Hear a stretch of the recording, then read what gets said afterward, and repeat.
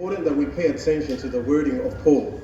He says, put on the whole armor, so no other part of your body lies exposed to the enemy. You see, it's very important that we don't just become selective of what we want in the armor. The whole armor is crucial and is important. If you allow me to share the story of Pilgrim Progress, John Bunyan. John Bunyan is a character written, he's traveling from the city of destruction to the celestial city. And there's a time where he's fighting the dragon, the devil. And he's very fearful. He wants to retreat. But the moment he thinks of turning his back, he realizes that he doesn't have an armor for his back. And because of this, I was actually inspired to write a poem of this story. And the poem goes like this.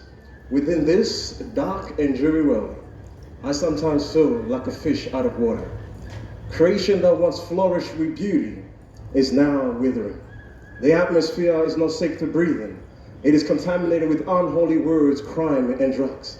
Within this walk of faith, I found a path that leads to heaven, which is steep, narrow, and rocky. Sometimes I trip and fall, to the point I wonder to myself, how many times will I keep falling in unbelief until I die? And in my sense of hopelessness and weakness, I sense a hand reaching out to me, touching me, and telling me, rise up, keep moving forward, don't turn back, because you have no armor for your back. Blessed is the man that endureth temptation, for when he is tried, he shall be crowned with the crown of life. Friends, sometimes when I look at a snail, I am encouraged.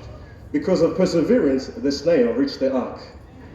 Friends, however slow you be going, as long as you keep pushing forward on the Christian journey, you will also reach the ark.